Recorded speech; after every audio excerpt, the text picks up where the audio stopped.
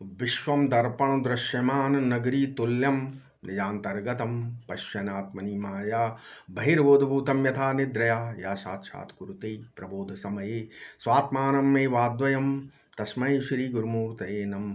इदं श्रीदक्षिणामूर्तये ओम।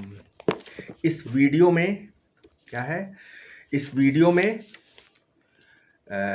आगे जो है प्रपंचो शांति है ना, प्रपंचो शांति क्या, प्रपंचो शांति क्या है, इसके बारे में बता रहे हैं। इसलिए इस वीडियो में बताएं, योग वासिष्ठ ग्रंथ में कहा गया है क्या, तत्वावबोध एवायम वासना तृण पावका प्रोक्ता समाधि शब्देन न तो तुष्णीम अवस्थिति, है ना। तत्वावबोध माने वास्तविकता है, क्या क्या है वास्तविकता। अच्छा, यदि केवल यही हमेशा मालूम पड़ता रहे कि दुनिया कुछ नहीं है ना, अंतःकरण में एक वृत्ति बनी रहे, लेकिन अभी तो तुमने इस दुनिया को समझा ही नहीं कि ये दुनिया आखिर है क्या। तभी तो आप जान पाओगे कि ये दुनिया झूठी है या सच्ची है।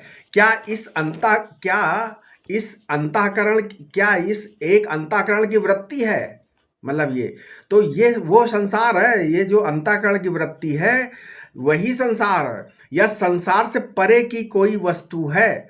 अच्छा देखो, अंतःकरण की वृत्ति भी तो संसार ही है कि नहीं, है ना। यदि तुमने संसार को मिथ्या समझा तो अपने अंतःकरण की वृत्ति को मिथ्या समझा कि नहीं समझा, है ना।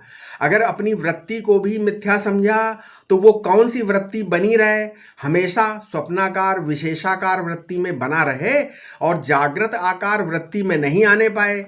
ये क्यों चाहते हो? इसलिए चाहते हो कि तुमने वृत्ति को संसार नहीं समझा, वृत्ति को मिथ्या नहीं समझा, वृत्ति का बाध नहीं किया। लेकिन वृत्ति का बाध वृत्ति को जानने से होगा नहीं, है ना। वृत्ति का बाध वृत्ति के अधिष्ठान ज्ञान से होगा। केवल वृत्ति को जानने से वृत्ति बाधित नहीं होगी। ना तो वृत्ति वृत्ति को जानेगी, ना तो वृत्ति वृत्ति को बाधित करेगी, है ना। तो वृत्ति का जो अधिष्ठान है ना, वृत्ति का जो दृष्टा है ना, स्वयं प्रकाशक है, उसके ज्ञान से वृत्ति का बाध होता है। उसके बाद कोई कहे कि हमारी वृत्ति ऐसी बनी रहे वैसी बनी रहे, तो इसकी कोई आवश्यकता नहीं है। क्या तत्वज्ञानी को स्वप्न आता है? किसी ने पूछा। अच्छा, तत्वज्ञानी को जागृत होता है कि नहीं, है ना।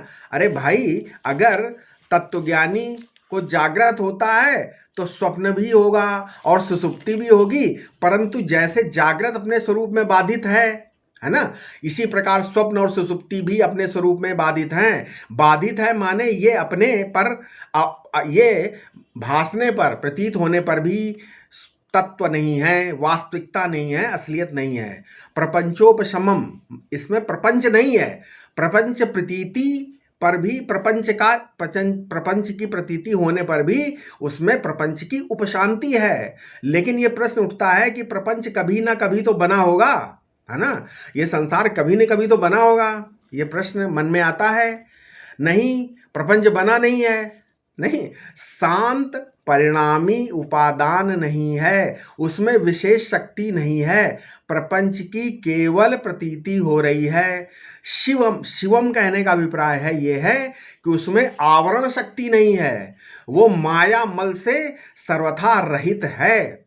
शास्त्र में 3 प्रकार के मल स्वीकार किए जाते हैं। पहला कर्म मल, मैं पापी हूं, मैं पुण्यात्मा हूं, मैं सुखी हूं, दुखी हूं, ये 4 प्रकार का अभिमान कर्म मल है। दूसरा पाप मल, दूसरा माया मल, मैं अकर्ता हूं, ये कर्तापन को काटने के लिए। लेकिन अगर कोई अहम अकर्ता, मैं अकर्ता हूं, ऐसी वृत्ति यदि बनी रही तो फिर वृत्ति कहाँ छूटी, इसका नाम माया मल है। अध्यास या अज्ञान की निवृत्ति के लिए शास्त्र एवं गुरु के द्वारा जो अध्यारोप किया गया था, उस वृत्ति ज्ञान में फंस गया। एक बार बोध हो जाने के पश्चात, है ना, क्या होता है, मैं ब्रह्म हूं, मैं ब्रह्म हूं, ये देखने की आवश्यकता नहीं है। ठीक है। तीसरा आणव मल, आणव मल। क्या है?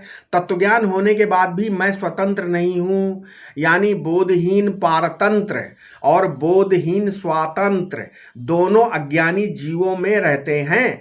कभी कर्म पशु बने हुए हैं, कभी शास्त्र पशु बने हुए हैं। इसलिए श्रुति कहती है क्या? क्या कहती है?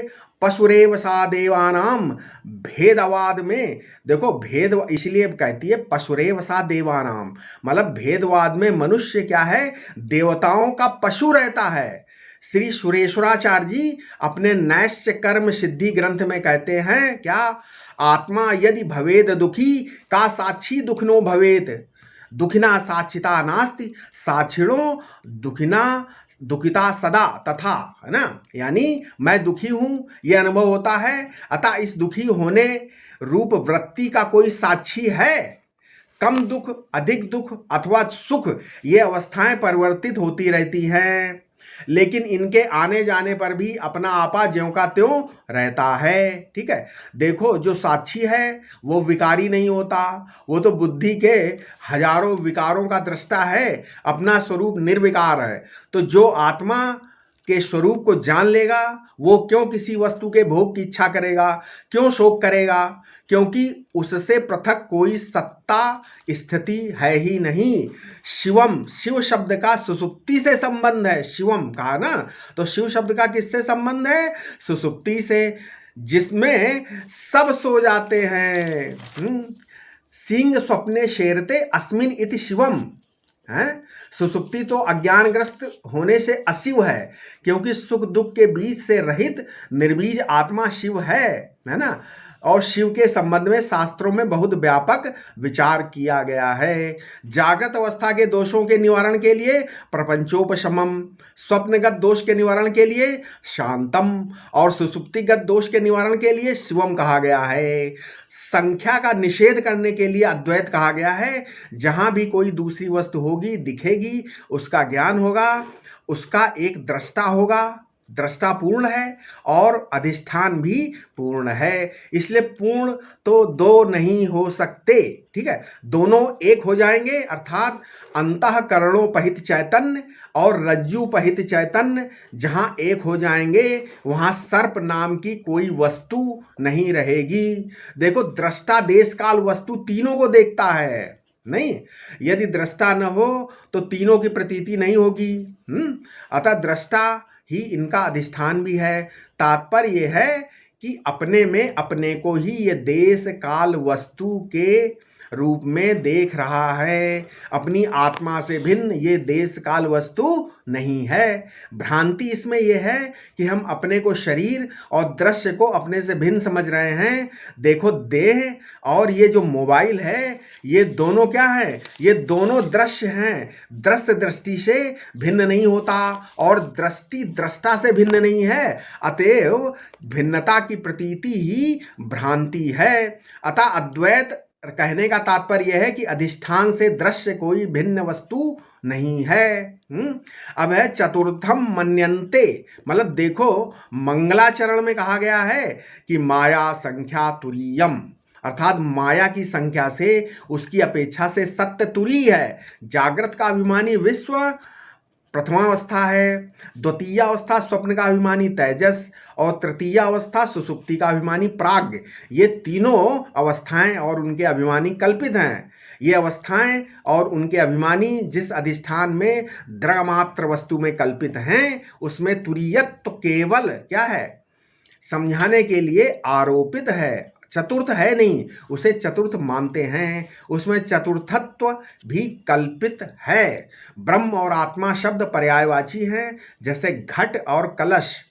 देखो, अज्ञात ब्रह्म चेतन के रूप में कल्पित होकर ईश्वर और जड़ के रूप में कल्पित होकर जगत बन जाता है। अज्ञात ब्रह्म अनंत है, उसमें अहमर्थ के रूप में जीव और इदमर्थ के रूप में संसार की कल्पना होती है। फिर जड़ इदमर्थ के मोक्ष के परोक्ष कर्ता के रूप में ईश्वर की कल्पना होती है ना? तो अपना आपा ही विषय बनकर क्या अज्ञता का विषय बनकर अन्य इदम बन जाता है और अज्ञता का आश्रय बनकर अहम बन जाता है। ये अज्ञता भी क्या है, कल्पित है, तथा ब्रह्मात्मैक्य बोध से ये कल्पित और कल्प दोनों मिथ्या हो गए। क्या हो गए, ठीक है, और कल्प मिथ्या हो गए, कल्पित और कल्प, तब द्रगमात्र वस्तु रह गई, उसी में जीव ईश्वर संसार आदि की प्रतीति हो रही है। एक ही आत्मा संसार जीव ईश्वर के रूप में भासमान है। ज्ञान का स्वरूप क्या है? संसार के मिथ्यात्व का ज्ञान नहीं होता, अपने स्वरूप का ही ज्ञान होता है। अपने स्वरूप के ज्ञान से अज्ञान की निवृत्ति हो जाने पर संसार में भेद की प्रतीति में जो सत्यत्व बुद्धि है वो निवृत्त हो जाती है। यहाँ पर ये समझना है कि संसार मिथ्या है, ये अंतःकरण की वृत्ति तो उसमें बनी रहेगी, तो अंतःकरण सच्चा बना रहेगा। अतः अपनी आत्मा की अपरिच्छिन्नता के ज्ञान से अपने स्वरूप के अज्ञान की निवृत्ति होती है। इस अज्ञान की निवृत्ति से संसार में जो सत्यत्व बुद्धि है ना, वो निवृत्त हो जाती है। इसी दृष्टि से संसार को मिथ्या कहा जाता है। श्रुति का उपयोग अज्ञानियों के लिए दुख निवृत्ति है, परमार्थता तत्वज्ञानी के लिए श्रुति है ही नहीं, वेद है ही नहीं।